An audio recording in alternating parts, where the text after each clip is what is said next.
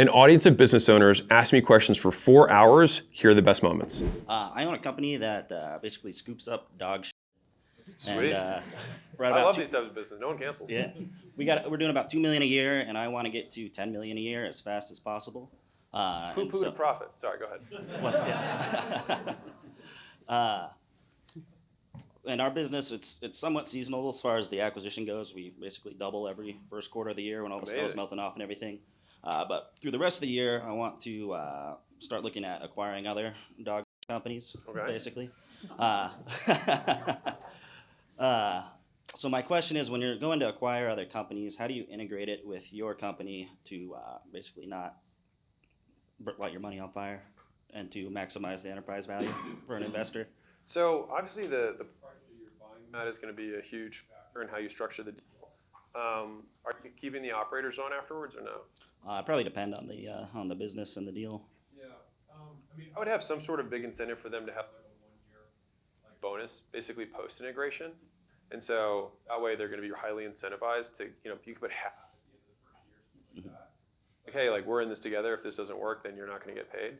And I think that's fair. I think it's pretty fair for especially a small business, because I'm assuming the revenue that you're buying is probably like 100 to 250 somewhere in there. What were we saying? Poo-poo platter, profit, yes. So making the deal structure. I would try and separate the business out into what the components are, right? So it's like you have the routes that they do for poop pickups or whatever, right? So you've got the customer list, then you've got the people who do the poop scooping, and then you probably have some sort of administrative stuff. I don't know if they have sales or marketing. I'm guessing you're pretty good at sales and marketing, so you don't need their sales and marketing. You're trying to buy the book of business. Yeah, so it's just, I think you'll probably just end up having an SOP for each of the core components. And there's a really good book for you. No one else needs to read this. It's called How to Make a Few $1 Billion. The guy just did 3 roll-ups over his whole career, and each roll-up he sold for like $10 billion. And so it's really just understanding that all the business have components, and you basically just have a massive checklist that you do when you integrate a business. Like that's literally it. It's just the world's longest checklist, and every single integration you do, you get a little bit better, and you add things to the checklist until eventually, like you've covered every single thing, and you can go faster and faster. And have you studied waste management? Yeah. Yeah, I mean, because literally, yeah, you should. Yeah. I mean, that's literally how they grow. So finding routes. I mean, I would study everything about that business, but it's really just breaking down the components and having SOPs that are associated with them. Do you need to rebrand the businesses you buy under the same brand to make it more attractive to investors, or does that not really matter as much?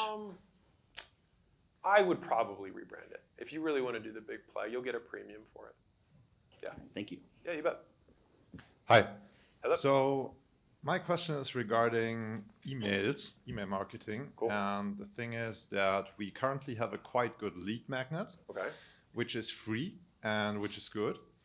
But the problem is that as soon as they opt in and start to get emails from us, it's only like about an open rate from 20 to 25% something. How can I push that up?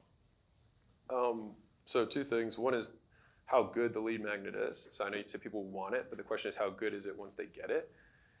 Fundamentally, the value deliver always reinforces them consuming more value. And so like you grow an audience by delivering more to them than it costs them to consume it. And so they make a good trade on their time compared to other trades on their time from other people they could be consuming information from. I mean, fundamentally, that's how I built my brand, right? And so if you think about the lead magnet as a microcosm of that, then that's that. The other obvious one is just that you need to split test subject heads. Are you split testing subject heads on a regular basis for the email flow? I'm not exactly sure because I'm not in charge for the email marketing yet. I'll bet you're not.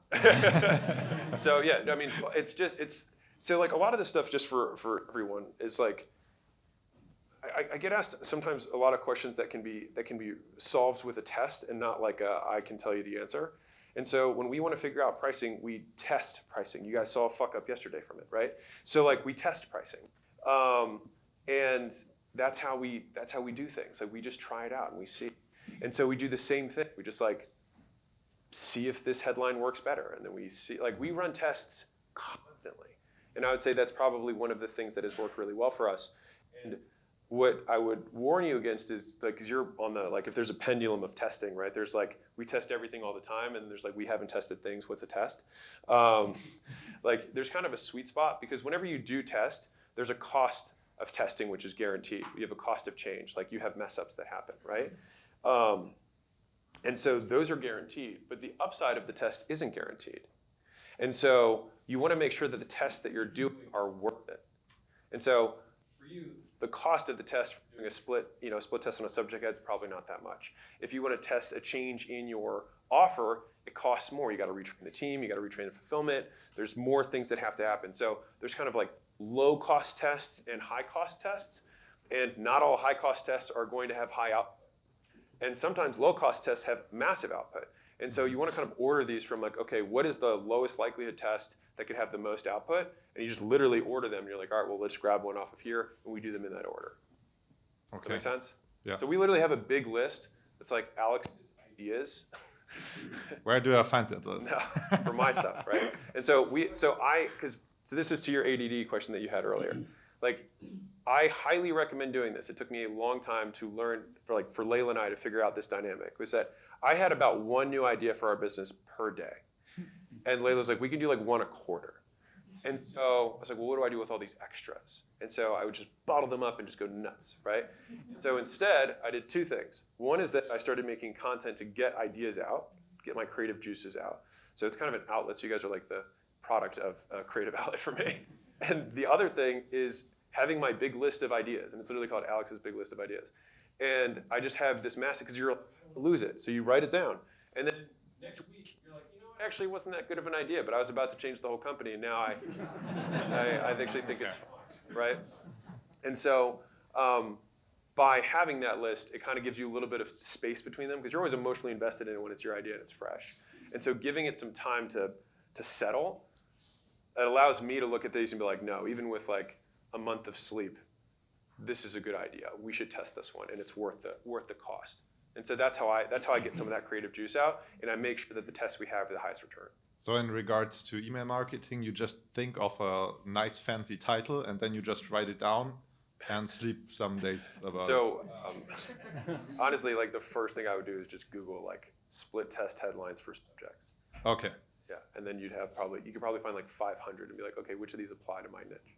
All right, perfect. Thank you. You bet. Box. Yes, sir. Hey, man. Yes, hello.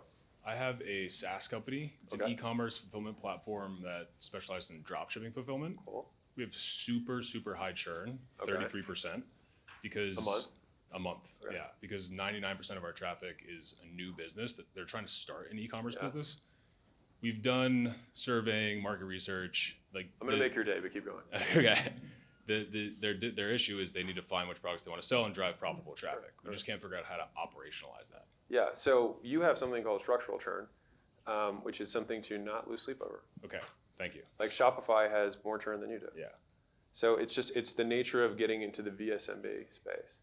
So VSMB is very small business owner, SMB, mid-market, then you go up to enterprise. But you're in the VSMB space, which is almost the same as consumer. That's just the game. Yeah. But the good news is there's a gazillion of them. And so that's the trade. It's an infinite market almost. Yeah. Yeah, and so like if you think about what Shopify's business model is, it's like, I mean, it's in your space, right? Is that they have a very small fee for people to start, and then they get their upside from payments for the people who self-select as the highest and best users.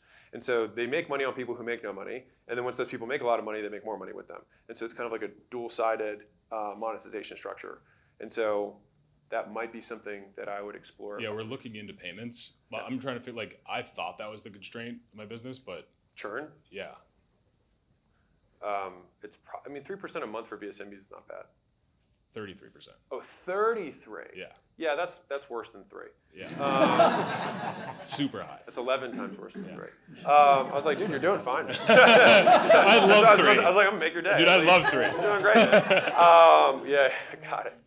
Yeah, so I'll bet you can get that probably closer down to 10. Yeah. I would look at what Shopify. I think they're like at 10, but like it's high. Yeah. And so everything. So my recommendation, because obviously we have school, and so I'm in the VSMB world, is you want to think about improving product through elimination rather than addition.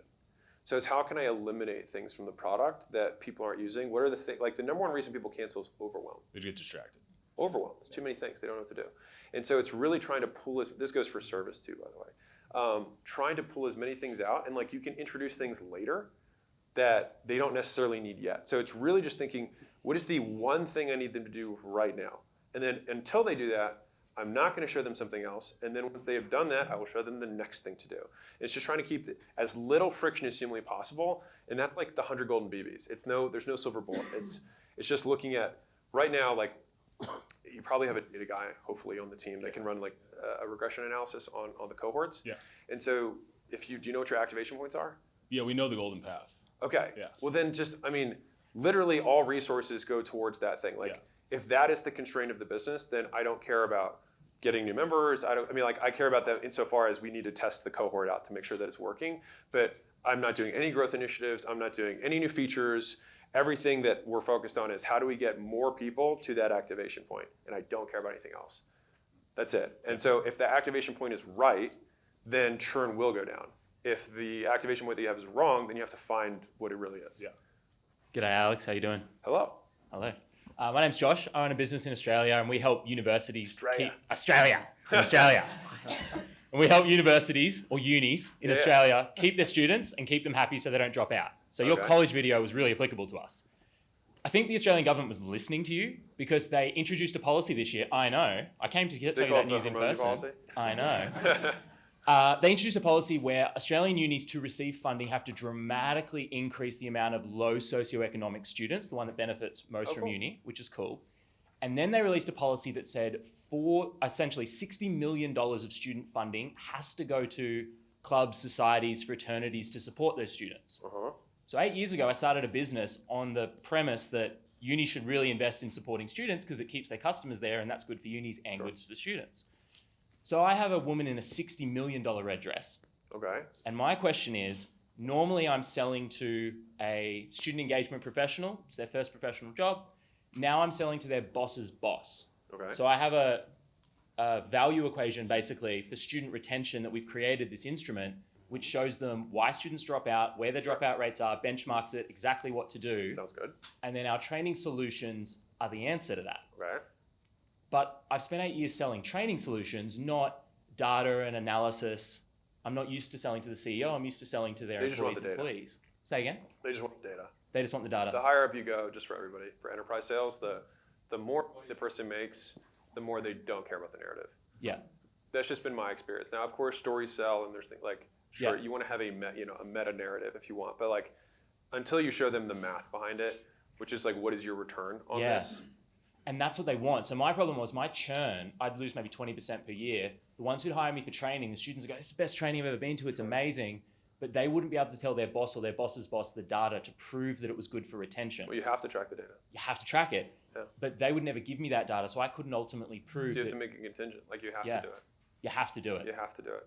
Right. In order to work with us, like we have a proprietary technology and it feeds off of data. And in order for us to make your product or solution better, we have to get this data so we can implement it in real time. And so right now we're going to start with the vanilla version. Yep. But in 2 years, there's going to be the super tailored version to your university. So we know that all universities benefit from these 5 things, but there's usually 5 to 10 other things that we will learn from this data. So you have to do it. So these are the 3 things that we'll do to make it easier for you to actually get this data back to us so we can help you make more money.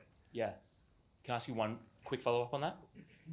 The tool that we do that now is a $30,000 product per year on subscription that universities have started to buy. Sure. Before that, our LTV of training was $34,000. Okay.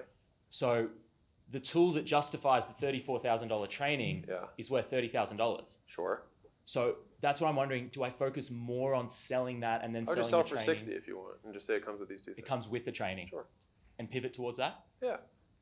I mean, fundamentally, like, those are components. I don't even see them as that important. Like, the only thing that matters to them is the likelihood that they get their customers to stay and pay longer and renew year after year after year. Yeah.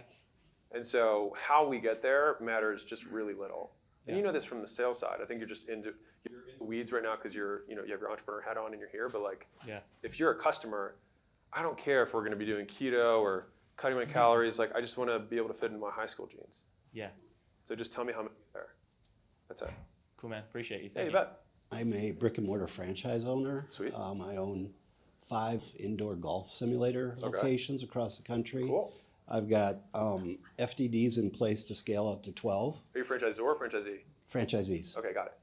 So one of the constraints that I experience every year is predominantly a seasonal business. So when they started in the Midwest and when it's cold and people can't get out to the golf courses, they come indoors and play.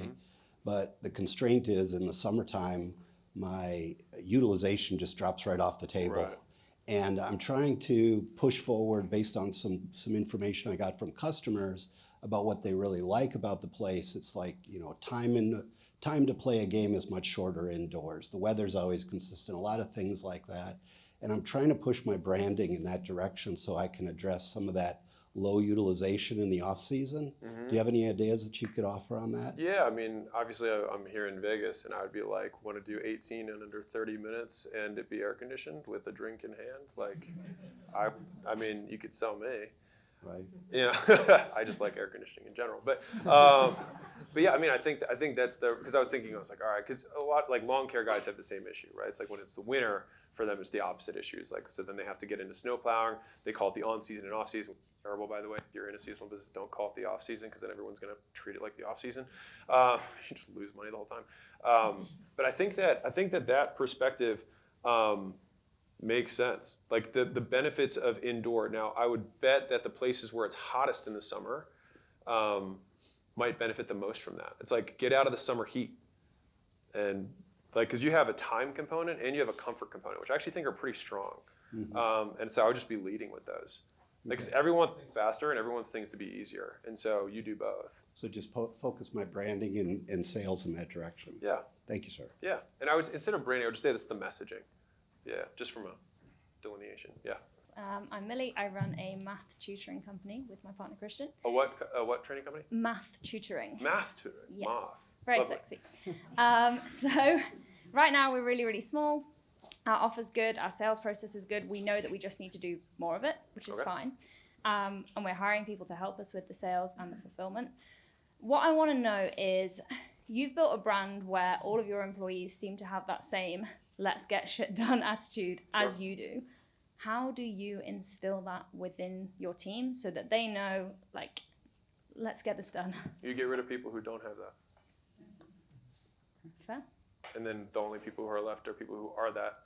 And then when you bring someone else who's new and they're like, I don't think they have it, you're like, I think you're right. We let them go. Simple. Yeah, it's the hard thing. It's like that girl that's back home that you know that isn't that good. You need to let her go. And then you have to do more interviews and then pick somebody and probably be wrong and do it again until eventually you can build the culture based on those values. And you just want to get through that as fast as you can. Because fundamentally, if you're scaling service, you're scaling culture and training. If you're scaling a service business. Yep. So it's going to be those values and how good you are at giving someone base skills. And so if you think about really in any kind of role, how vague you can be with your directives is directly proportional to how skilled someone is in a given domain. And so if you have people that you're like, I literally have to tell her to turn on the computer, then this person has such low base skills. I think that you can teach anyone anything. I do fundamentally believe that. The question is just, as a business owner, is it worth it? And so it's like, I do think I could change you from being inconsistent to consistent. It's just how long will that take me, and are there other people who I can get better returns on my time with? And so fundamentally, just think about it like that, is how much training will I have to introduce to this person? Now, if you have a service business that's a small service, is it brick and mortar? No. It's online. Well, regardless, your business is going to be also like the training components that like you have culture and training. The culture is what you choose to tolerate internally, but the training is going to be how good like you're good at teaching math. You have to think about how good you are at teaching people to teach math and teaching people to do every other skill that's associated with teaching math. Because I'll bet you there's plenty of people who are decent at math who suck at teaching math and are even worse at talking to people. Yes. Right, and so sometimes you might have to like do a little bit of Dale Carnegie, which is like, okay, so when someone walks in, you greet them with a smile. Here's how you greet people.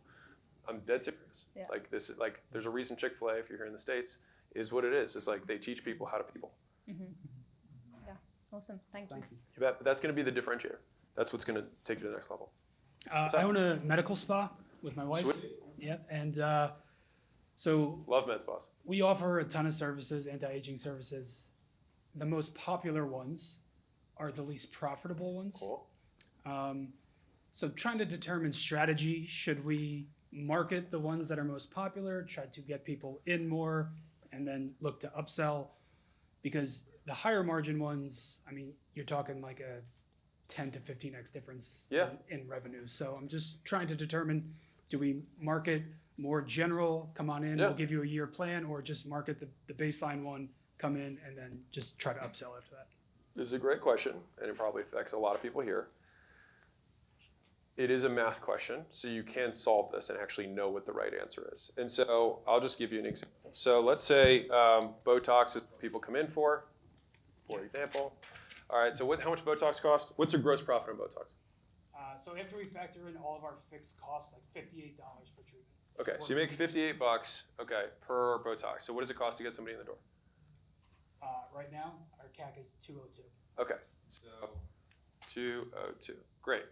Now, what percentage of these people can you sell into ice, the cool sculpting or whatever else? We're about like 40%. Okay, so 40% of the people. And what's the average ticket of the thing they buy, or gross profit of the thing they buy afterwards? Like $1,300. Okay, so whatever this is, that's 400, 520. So 520 plus 58, so it's this times this, right, is 578. Okay, so this is path one. Now, if you market straight for this thing, what's CAC? Just overall, I don't know individual per service line, but overall it's just 202. Okay, so if you basically, so to answer the question, you just promote this up front, see what CAC is. And so here, if you've got 202 to 578, you're like just under 3 to 1, right? And so you're feeling it right now, I'm guessing. You're like, I just need this to be bigger, right? And so I think this upsell efficiency is pretty good, to be honest with you. Now, this you might be able to work on, because I would bet that this can get expanded to like 5,000 or 6,000, and then that would probably make all the difference in the world. And so, in terms of med spas that we like, because Layla likes med spa stuff, and so I was like, all right, let's just buy a chain, and then you can get stuff for free to save me money. Anyways,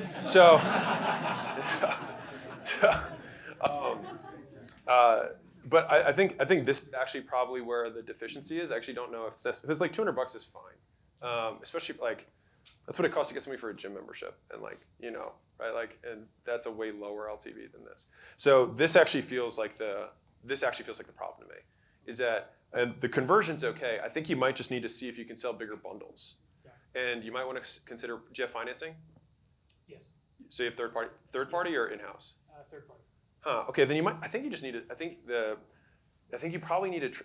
So you probably have a sales process to you in terms of how you're offering the main thing.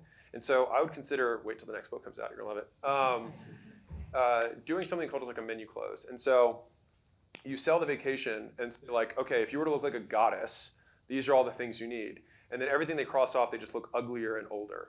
And so they're like, it's like, okay, just look a little bit uglier, a little older. We can cross that off though, no worries.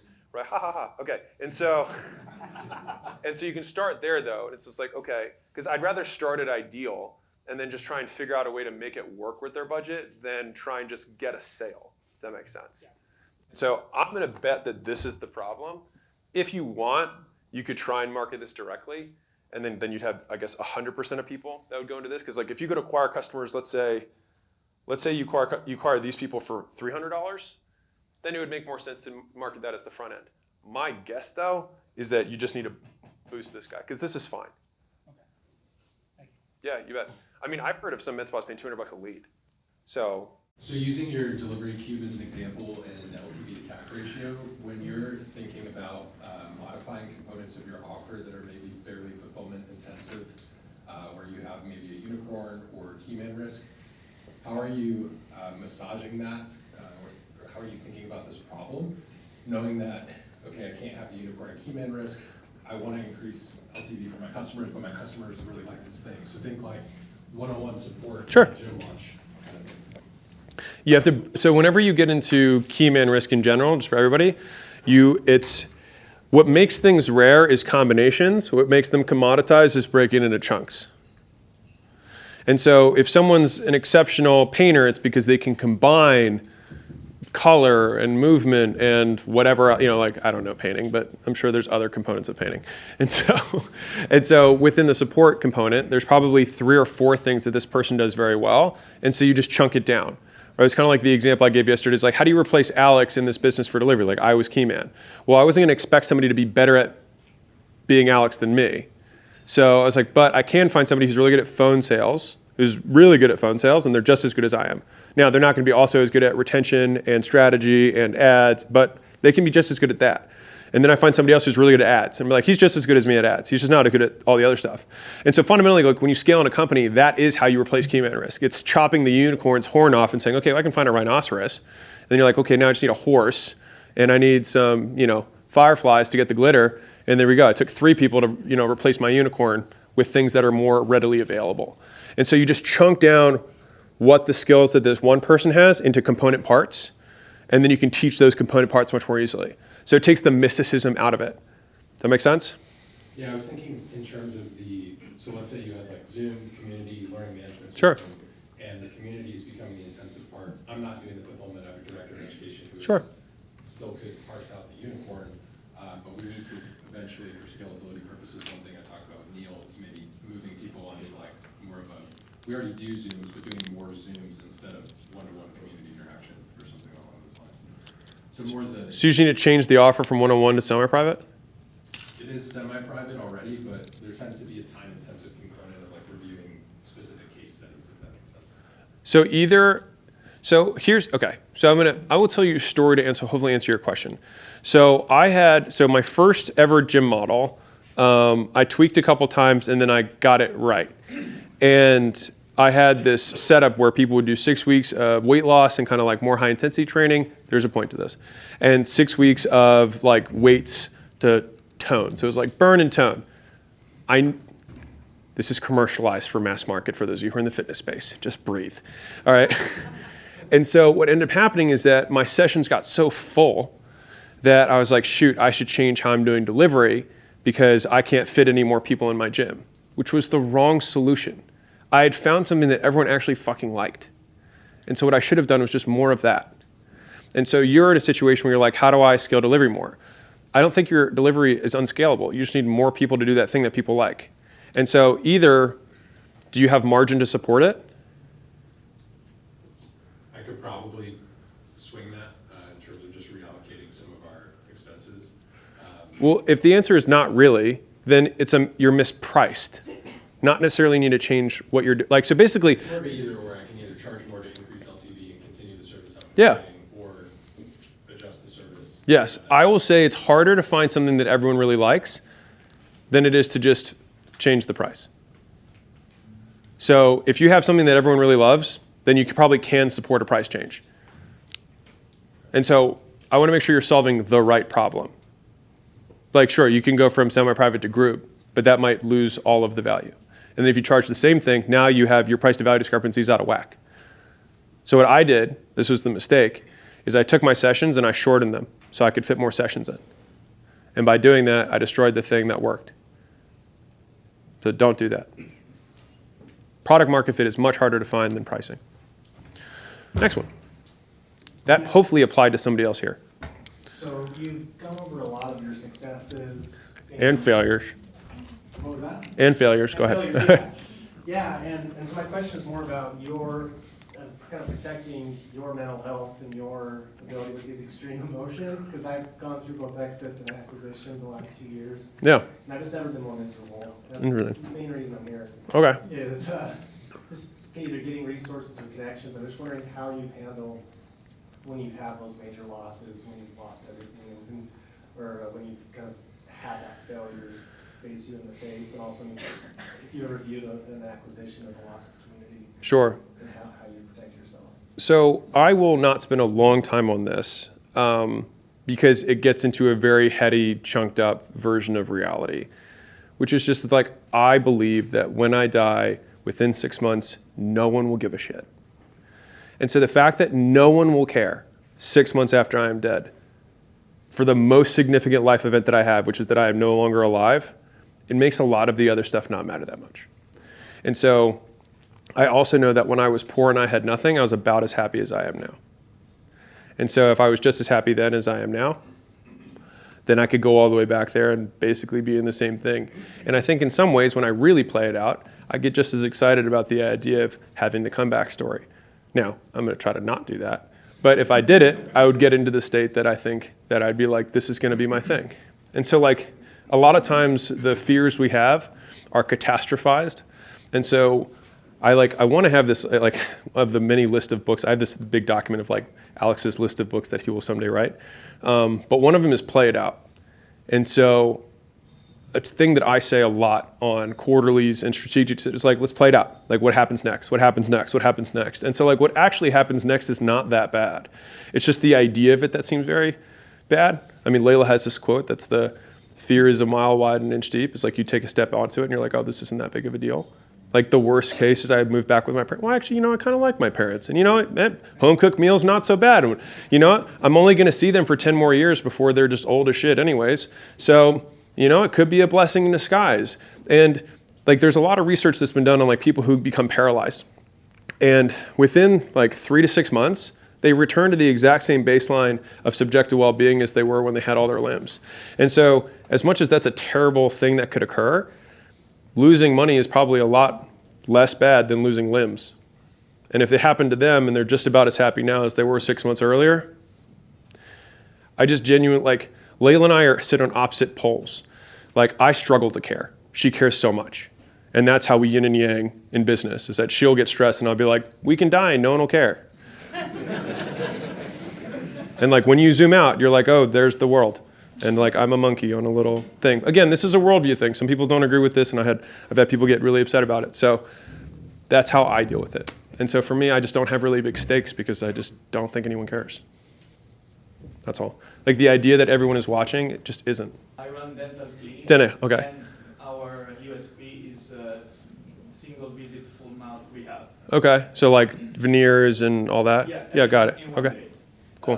But it's a single transaction, and after that, my LTV is over. Okay. So I don't have revenue retention. Okay. I understood what I have to do since yesterday in the ring table of this morning. Yeah. But I have to understand from you if you can advise me on, do I have to do a big upsell after? No. So think about it this way. So one of the first jobs I had was at a fur coat dealer. And so you were selling fur coats.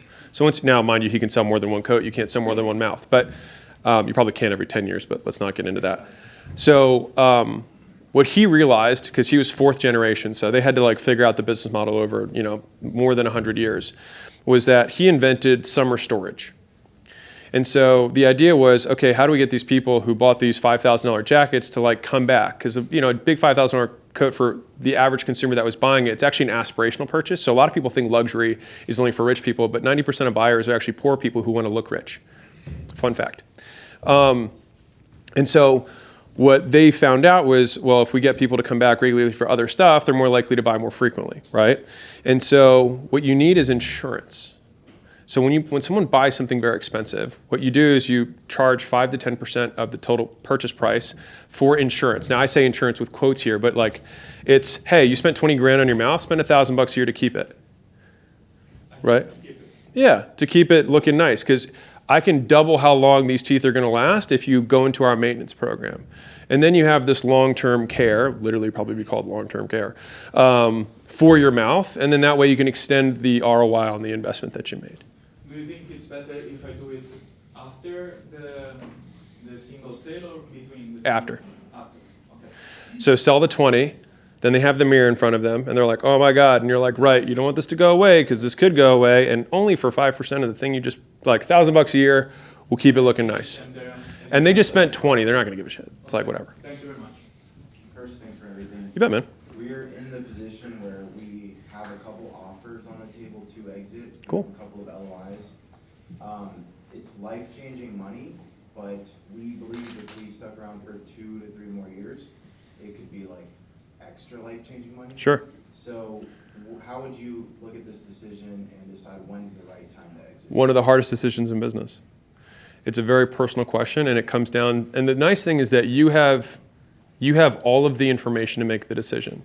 So on one hand, you have your personal goals, which is like, this is the amount of money that I said I would be willing to part ways with this. This is what I started, whatever.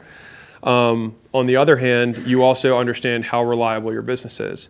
If you feel like the business has a good leadership team in place, you have plenty of room to expand in the market, the infrastructure is, secure, the revenue that you keep, you have high revenue. What's your revenue retention annually? So our revenue's about 6.1 this year, and our EBITDA is around 2.3. What's revenue retention? What percentage of that revenue came from the year before? It's all first one-time sales. So we don't have reoccurring or recurring, which is one of the things that if we added, it would make the Yeah. So you're in like the devil's gambit right now. And so like you're getting an offer, which is great, on something that could also be gone tomorrow with an ad account shut down or whatever, right? I don't know how you get customers, but I'm just assuming. Is it ads? Yeah. Okay. And so like this is a purely risk assessment. Is if you were like, for sure, we're going to be able to grow, then don't sell. If you're like, I don't know if we're going to grow from here, then sell. And so like only you can know that. And I'd say the second, like question 1B, and this is a really big one that I think is underrated, is what are you going to do after? And so I have friends who have exited, and there's basically like two camps. There's exit and don't have a plan, and exit and know exactly what you're going to do. And these guys, huge, massive crisis of meaning. These guys, they just get right back to work. And having looked at both of those, like the day after I sold Gym Launch, I started acquisition, and that, like literally the next day. And I'm very happy that I did that. I think having a lot of time and a lot of money and nothing to do, bad combo for entrepreneurs. Personal opinion. So if you are going to sell, have a very clear idea what you're going to do next. No, this is real. This is like a real life decision. And so I don't know what the life-changing money that they're offering is. If someone's offering, 10 times bottom line for something that has one-time transactions and it's all cash, like terms of the deal matter, it's all cash, you can walk away, then yeah, maybe not a bad deal. If it's, seller finance, you can sell it back for, a year or 2 years, and they're buying, 51%, but you're expected to work for the next however many years, then you basically have a job either way. In which case, you're like, okay, this is the frame you can think of. How will my daily behavior change? If what you do every day doesn't change, then why sell it? Which is why for me, the terms of my sale were like, I will stop working the day I get this check. And if you can't do that, then I will not sign the deal.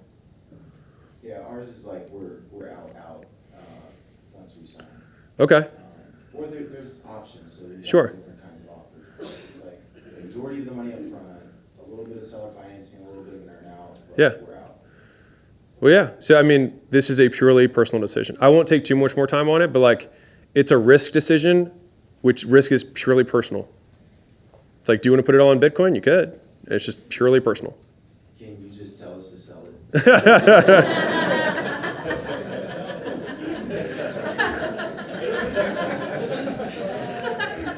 Sometimes it's like you flip the coin and then you, when it's in the air, you decide what you want to do. I think it's a terrible way to make decisions, but it works for some people. But no, I deliberated about this. Actually, on my YouTube channel, I have a 46-minute video that has like 7 views on it because it's the entire decision-making process around why I sold.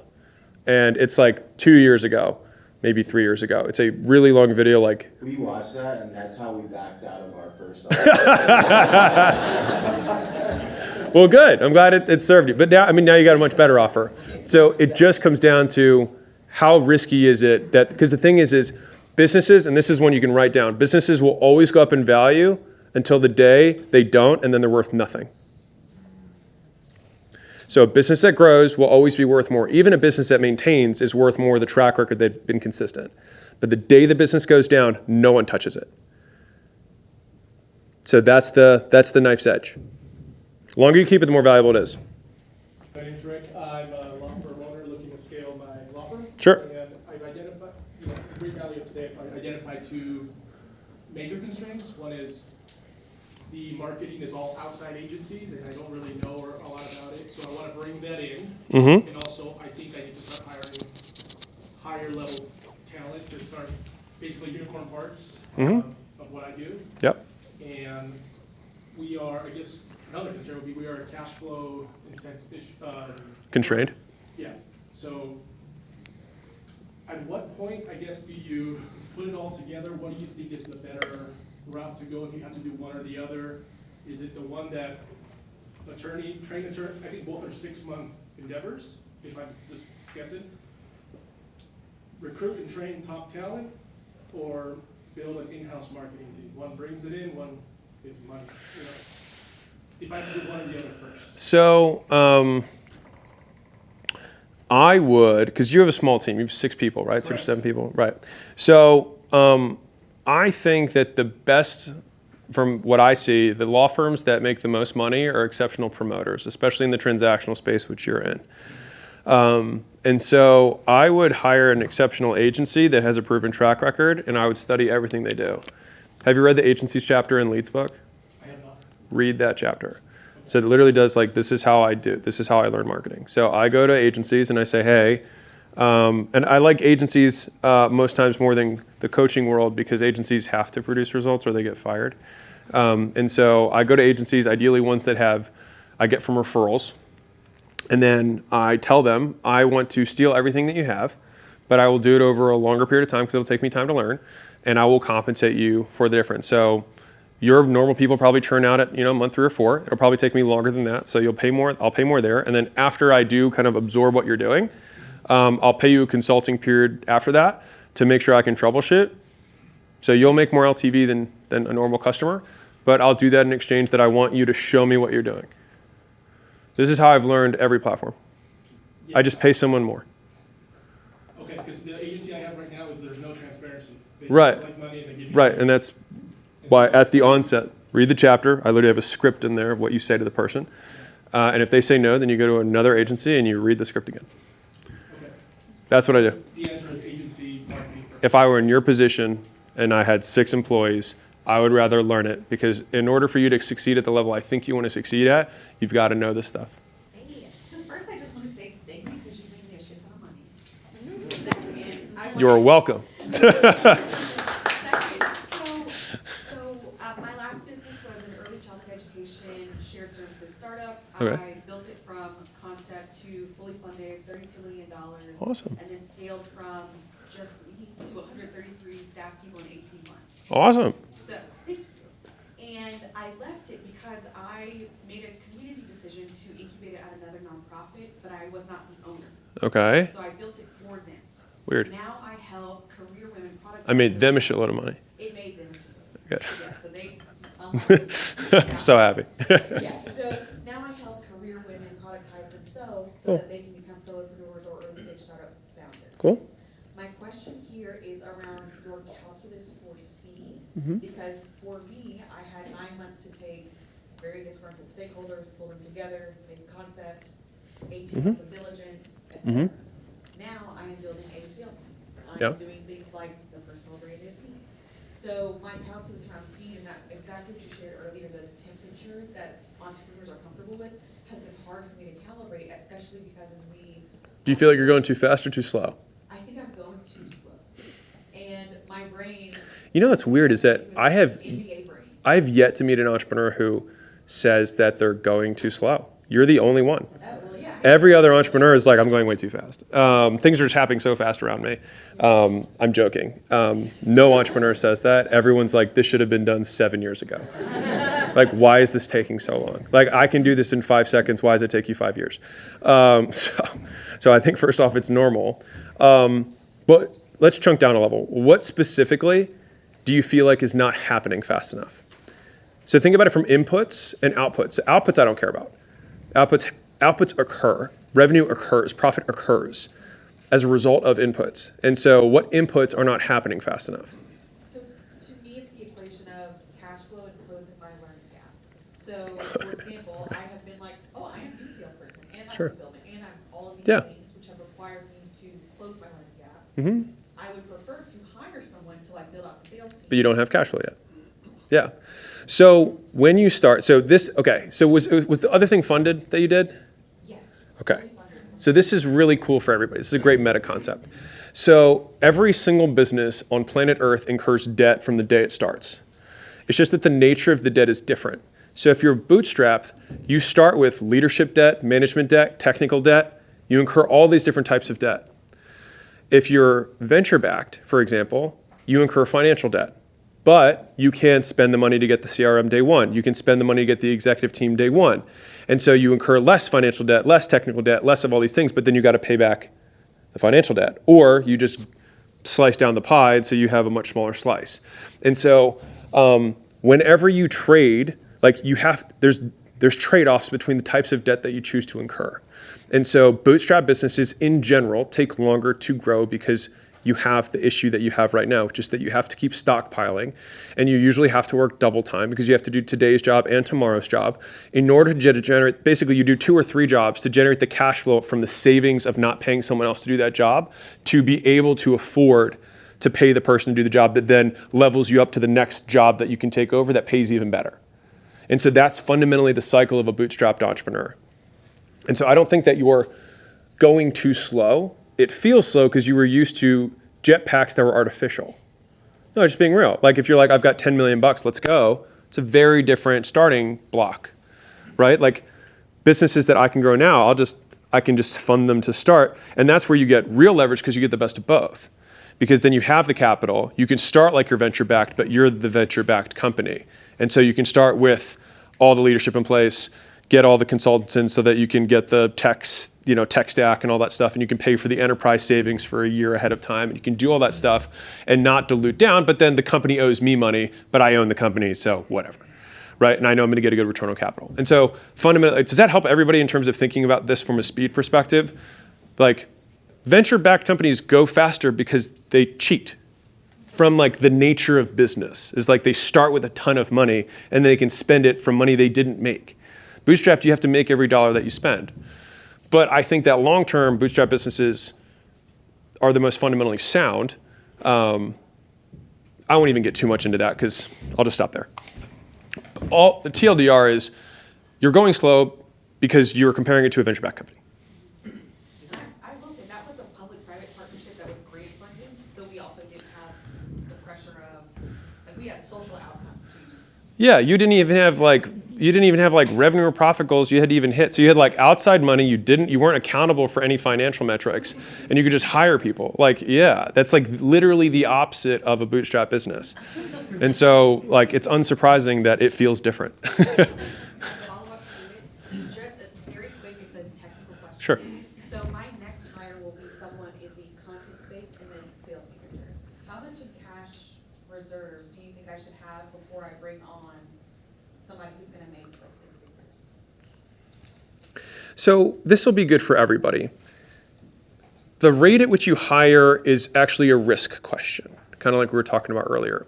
And so this is where I made a tweet the other day, was like your lifestyle is your competitor's opportunity, which is the amount that you require to live on in distributions is what you can't reinvest in the business. But there's no perfect answer for that. If you have a family with kids, like we were talking about earlier, then I don't see that as bad. It's just that if somebody else you're competing against doesn't have a family and kids and reinvests all that money, then they're going to beat you. But you might not care because you might not be in a business where there's a network effect that like it's a race to the top. Very few businesses are that way. Like if you're trying to build Facebook, then yeah, you probably want to reinvest everything. If you're trying to build a dry cleaning store, probably doesn't matter. And so within the context of your business, I doubt that there are network effects that are going to like kick in at any time reasonable. And if you did, you need venture backing to get there in time anyways. So let's just not get into that. And so the time that you choose to hire that person is basically based on the risk that you're comfortable with dealing. Like if you know that the business is going to continue to grow, then you're just dragging the growth forward. But you're sacrificing your paycheck so you can pay somebody else so they can drag that growth forward. And so it's like the entrepreneur's dilemma is consumption versus investment. As when do I start getting paydays? And it really just depends on you. All right, so we're kind of new in that process, and we're trying to trust the process based off a lot of your content videos. To try to make it short, I feel like I'm at a casino, 3 blackjack tables. First agency sucked. I go to the next dealer. They sucked. I go to the next dealer. But I have faith. So we're a company that's driven most of our business, most blind faith. Yeah. Most of our business based off of just organic Cool. Networking in person. Cool. Just trying to figure out like a formula or how to determine a budget. What do you sell? For ads. What do you sell? Roofing and windows. Okay, got it. Helpful. Yeah, I mean, most guys who succeeded that are either doing outbound, one, they have referral partners, so they have other businesses that are tangential to windows and roofing that go into customers' homes. This is other home services businesses, and they set up good kickbacks for those sales reps and those people at those businesses. Or it's usually PPC driven or social driven. So those are kind of like the four most common, besides word of mouth, right? That people use to grow those businesses, because we have home services that come through all the time. So very familiar with the model. So the issue that you're having, just so I can restate the problem, is that you've tried 3 agencies and they have not produced results. So when you say they haven't produced results, did they not produce leads or the leads sucked? Yeah. Both. Difference. Both. Yeah. Okay. Now, so of the ones that produced leads, what was the problem with the leads? Not relevant, or people said that they didn't fill out the forms, or they don't know why we contacted them. Some of them didn't own a home. Uh-huh. Okay. Yeah. So the crappy part with the agency gambit, especially if you don't know what you're doing, is that like you end up getting burned. But it's one of those things where like you're not going to quit, right? And so it's kind of like agencies didn't work for us. It's like, well, there's obviously agencies that are in home services that do great.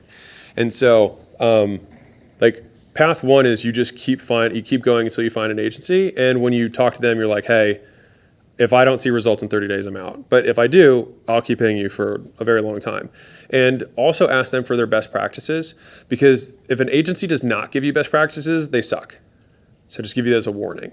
So the best agencies will be like, okay, this is the funnel that the leads are coming in on. This is the offer they're seeing. The people who see the most success call leads within 5 minutes. This is the script they use. This is how they maximize show-ups, blah, blah, blah, blah, blah. So they're going to give you their kind of like best system. And some of them will also just work the leads for you, because business owners in general suck at working leads. And so like if you're not getting an agency that's even talking that lingo, then I would say that would be a red flag. So just use that as like at least filter number one. But in terms of like how I would probably approach that business, it would be going to tangential. So it's like carpet cleaning and landscaping and other home services where people are in those on a regular basis, and they see the roof and the windows on a regular. And it's like, hey, I'll give you $1,000 or whatever your referral fee could be. And so, what's your cost to acquire a customer right now? That's another constraint. That's our numbers. Okay. Well, how much do you make from a customer on average? 8,000. Okay, cool. So you could pay $1,000 for a customer and be happy with it. Is that margin 8,000 or revenue? Margin. Okay, great. Yeah. So then, yeah, I mean, if you give landscapers $1,000 a referral, they will beg, borrow, and steal to get you referrals. And so, obviously, that's a very different strategy for acquisition. If I were in your shoes, fastest, easiest path is look for an agency that follows those check marks. And I don't know how your buying process went, but I would recommend also reading the agency chapter in case you read it. But talk to 10 of them before you buy. Like actually talk to 10. Sounds crazy. I think that's been our problem. It's just dating 2 people and choosing one. Yeah, like date more than one. It's like I got a crazy chick and a fat chick, and you're like,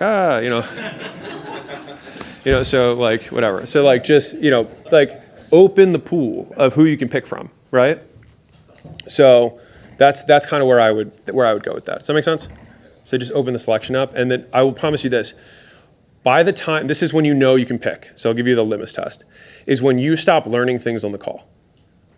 So you talk to the first guy, and you're like, okay, that's a lot of new information. Thanks for that. We'll be back to you. Talk to the second guy. He mentions more new stuff. For me, it takes me about 15 calls with experts to really wrap my head around a space. And so that's like kind of like my litmus test. So once I start like being able to say like, but what about this? And what about this consideration? Then they're like, oh, he's a more knowledgeable consumer. And like, I can start talking their lingo. That's how I know I can make an informed decision. So you've been making uninformed decisions. And because of that, been getting bad results, which is not surprising. I meant no insult to the women in the room. It's just a hypothetical. In a business like mine, I feel like I've watched your content and I've tried to implement the things, but I feel like it's hard to put it into the things you say because it's a little bit different. I do business loans, and it's very cash heavy up front. And right now I've realized that constraint is getting new clients and finding a method that works so I can kind of scale that. Okay. How do you get clients now? So it's all referrals from previous clients. Great. And So you've done a good job. What's the average loan? Sorry? Average loan? Right now it'll probably be around 7,000. Okay, so this is like credit card stuff? Sorry? Is this like credit card stuff, or is this like loans? Loans. Interesting.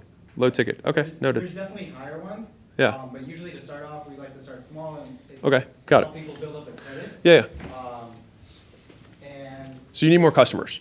need more customers and Okay. we have a way to figure out like how to scale that. We've plateaued and the good thing about it is we've kind of like built up some money in the bank where we can allow ourselves to maybe do advertising or, you know, I've heard from people have said to do cold outreach. So for that business, I would probably, especially at the ticket price you're at, I would probably go ads or referral partners. So those would be the two channels that I would see as like the most likely to succeed with that. Yeah, sneeze of the event. I just want to sneeze like that and just like see what people do. Anyways, so ads, or I would do the referral partners. And so referral partners would be like, okay, well, who else is dealing with these particular types of customers? So it might be the credit repair companies and saying like, I'm sure they have almost all those guys refer out business. And so making your referral mechanism more valuable than other people's. That would be a big one because if you can, the way that you can win there is if you convert a higher percentage of their customers than other people do, then you'll be able to pay them more. Because a lot of people waste leads. And there's plenty of companies that just like send the leads and don't even ask for anything back. And so you can be more aggressive on the acquisition to them. You're like, hey, I can extend your LTV. If you just like, once you finish like repairing credit, I can get them a bigger loan and I can pay you. And so getting a handful of those referral partners could be massive for the business. That's like, you rely on some other people, but it could scale pretty quickly and it's cheap. Or at least it's low risk. How do you go about? That's where you do outreach. So you do outreach to get affiliates and then the affiliates send you business. Then you can be more targeted. That make sense? Because if you do outreach, then it's like, what's the cost to acquire a customer? The metrics there might be pretty tight for you if you were doing $7,000 loans. I don't know what you make on a $7,000 loan. So we're trying to get into higher. What do you make on a loan with $7,000? Generally 1,500, 2,000. Okay. It just depends on what the qualified. Yeah, understood. So with like $1,500, $2,000 of gross profit, it's tight. It's very tight for outbound. And so like you'd want more margin if you could. And so that's why you're like, okay, well, I'll go to an affiliate and maybe it cost me 10 grand to acquire an affiliate, but then affiliate is going to send me 20 customers a month. And so it cost me 10 to make 40,000 a month. And then the metrics make amazing sense. Sorry, just last thing. And so I have a few clients where I have been able to get to like the higher amount where I'm loaning maybe 50,000, Sure. 100,000, like stuff like that. And so we have like maybe 3 or 4 of those. How would I be able to maybe reach those like bigger ones so I can, not have to worry about Ads and referral partners. that would be the next thing. And if you have referral partners, you tell them who you're looking for. We specialize in people with $50,000 loans or higher. If that's, you just tell them what you want. And then you can pay them even fatter slices, so they may be interested in that.